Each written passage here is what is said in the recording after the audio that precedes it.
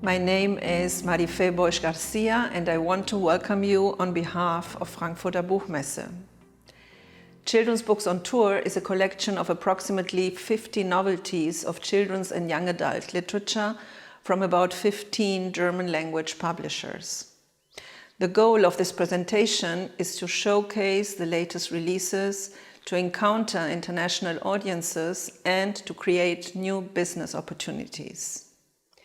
We usually exhibit this collection of books as part of our participation in international book fairs around the world. This time, we invite you to watch and listen to the following video, hoping that it will be of interest to you. We thank the German Ministry of Foreign Affairs for their support and send you our warmest regards from Frankfurt. Welcome to the Frankfurt Book Fair. My name is Gabriela Berardone. I'm here with Marila Nagle. We are part of the team of the Mundo Azul bookstore here in Berlin, and we're very happy to present to you this collection of books for the age group 0 to 5 from the Books on Tour collection of the Frankfurt Book Fair. Thank you, Gabriela, and hello everyone. I'm going to start with the first book. I'm going to show you a book for young kids, for babies actually. It's one of the books of this very nice, very beautiful, natural collection of books by Belz und Gelberg. This particular one is called The Wild Boar. The author is Katrin Fiele, and she's the illustrator as well. I like the illustrations a lot. And in this particular book, we'll get to know everything about the wild boar, how she lives and what she eats, her habits, how she looks after her litter. It's a beautiful book printed in natural colors, actually soy colors, and it's 100% recycled material. So it's not just a book about nature, but a book from nature. And there are other books of the same collection, so we'll find like the ocean and the woods and the four seasons. A very beautiful collection for very young babies. And here I have Constanze von Kitzing's new book. It's called I Have an Owie, Says the Little Badger. And this book is for the very little ones, and it tells the story of a little badger that gets hurt while playing. And one by one, his friends try to help him out until in the end, the father does the trick with a plaster and a hug. Now, what makes this a lovely book is that it's got bright colors, lovely visual texture, and it shows every animal trying to help him and console him in his very own way. It teaches compassion and friendship and has a lovely, lovely visual texture. Now, von Kitzing's children's books have received international awards and have been printed in over 14 countries. Right, and I'm going to continue with a book by Sauerländer, by this publisher. It's called Rosie Mariposi. So this is the story of Rosie. Rosie is a piglet and she wants to fly, but of course she cannot fly. So her friend, the butterfly, helps her fulfill her dream. All the other animals laugh at her and they think she's not going to make it, but at the end she does. So the book's been written by Steffin Hahn, it's been illustrated by Wiebke Rauers. It's a perfect book for kids who like magic, and it's a very motivating book for kids who want to fulfill their dreams. So the illustrations are very, very funny. There's a lot of humor, and it's for kids like from 4 years old on. And here I have another little book for young kids, 2+. This book is called You Are Wonderful. It is by Sandra Grimm and Olga Strobel from Penguin Random House. And this book is aimed at boosting the child's self-confidence. It's a warm-hearted book. It has lovely rhymes that reassure the child through their everyday activities. Every first thing they do, their first step, or perhaps their first drawing, everything is praised as the important moment that it is. It will help the children grow with self-confidence and courage. Right, and from that one, we'll jump onto another book about nature. This one by Ravensburger Publishing is one of the series called Lota Discovers the World. So this is Lota, and in this particular one, this book is In the Farm. So Lota will take us onto a tour into the farm. This book is for very young kids, for babies as well. And the nice thing about it is that we have a mixture of photography and illustrations. Very, very nice details through photography, and it just like a bit funnier when we have the illustrations on it. So we'll get to know about the animals in the farm, about the plant, and it's very good for kids to discover details and ask about them. So Ravensburger Publishing, Lota Discovers the World. And from the same publishing company, Ravensburger, we have this little book for the very young ones, 12 months and onwards.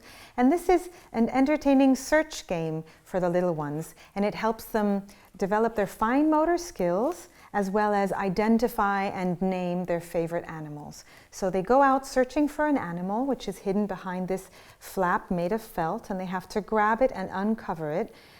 It's printed in very bright colors. There are short texts that accompany the search, and it's both a visual and a tactile experience for the little ones. I'm going to continue with another book by Ravensburger. This one's called Come On, Let's Move On.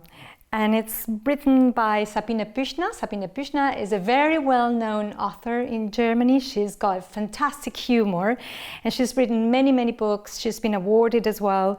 So in this book, we'll see and read the situation that we have like every morning with the kids. We want to hurry them up, but they won't hurry up because they have their own tempo. So our protagonist here describes his tempo, and he says what his parents think what his tempo should be, but he's much slower. And it's very funny the way he describes, like for instance, his parents say he should wear clothes as if he was going to go to Mars, but he just wants to wear the clothes he wants to. At the end of the book, we have a nice graphic, like a pie, as a guide for parents, how to help children find their tempo in the morning. This is made and written by a children's psychiatrist, and it should help us trying to organize our time in the morning. It's a perfect book for parents, but it's also good for the kindergarten, to use it in the kindergarten. Wonderful. And here I have a book also by Carlsen. It is called Julie's Coming Today. And in this book, the babysitter is the main attraction. Felix and Nina have a babysitter coming, and she arrives and she's very young. She doesn't even look like a babysitter at all. And what's funny about this particular story is that she's lovely and wants to play with them, but at every instance, something happens to her. So for example, she kicks a ball and breaks a flower pot, or she falls and scrapes her elbow, or she makes dinner for them, and as she's bringing it to the table, trips and gets herself all dirty. And at every instance, it's the children who have to comfort the babysitter to try and make her feel better. So it's a tale of reversed roles, which also shows that children can show compassion and love to assume responsibility when they're given the chance. It is beautifully written, lovely drawings by Anna Wolz and Regina Kehn. Yeah, and I have to say that I love the illustrations of Regina. She's so good. She makes everything so much funnier. Yes. Yeah. And I'm gonna follow now with a very playful book by Carlsen Verlag, Carlsen Publishing. This book is called I Am Like You, I Am Different from You. So this is a book about identity, about diversity. It's been written and illustrated by Constanze von Kitzing. She's also written the book with the same name for younger kids, a board book, which has been reprinted many times since 2019. And in this one, this particular one, we'll get to know different kinds of kids, different kinds of families, and all of them start like a dialogue between themselves. So, and every child would show their abilities. They will show what they do in the morning, what they do during the day. and it's very easy to read as the whole text is accompanied by pictograms. So it's a playful book because it's also reversible, so we can see and read the book from both sides. Constanze von Kitzing, we already presented some books by her. She's also a very well-known illustrator and writer in Germany. She's been awarded many times, and she's been published in many different countries. And also from Carson, from the same publisher, we have this book called The Little Out of My Way Bat. And this is a story of an odd bat, a bat that does things differently. For one, she can't fly very well, and so hence her name, because as she comes flying, she starts screaming, "Out of my way, out of my way," before she runs into people. The other thing that makes her different is that she wants to live by day and sleep at night. So she wants to have a pet, she learns how to ride a bike, she wants to make friends, she even tries to celebrate her birthday. So this is a very charming story of being different and how someone can make their way in the world despite not fitting the conventional opinion or idea of how a bat should be. It's lovely illustrations by Nesshöfer and Rauers. Right, another book by Carlsen. But I'll show you two books by Hansa Publishing. I like this one particularly. This is by Katrin Scherer, and she's been published in many languages as well. This one is called Be There. What do you feel? So it's apparently and obviously a book about emotions. What I like about this illustrator is that she can express emotions in such a good way through the visual language. So the children will recognize their own emotions here, like be sad, be angry, be the first one, and all that with a lot of humor. So it's a book for very young kids, again by Hansa. And sorry, I have another book by Hansa. Yes, I have this one. Same publisher. And this one's been written and illustrated by Henrike Wilson. It's called The No Pigo. So we have again here what we know from every child. This little piglet, Husky's no day again. He doesn't want to get up. He doesn't want to have breakfast. He doesn't want to brush his teeth. And he doesn't want to go to the kindergarten today. So at the end, his mom gets angry, upset. She just takes him out. It's raining outside. He comes into the kindergarten and she doesn't want to play with the other kids because he's hungry. He realizes that he hadn't had breakfast. And so at the end, all he wants is to have his mom again and to have a hug. But when his mom arrives, she gives him a hug, and at the end of the day, he says that he's not going to have a no day the following day. It's a beautiful book, beautifully illustrated by Henrike Wilson. And here I have another book from Carson Publishing. This is called There Are Still Some Lights On.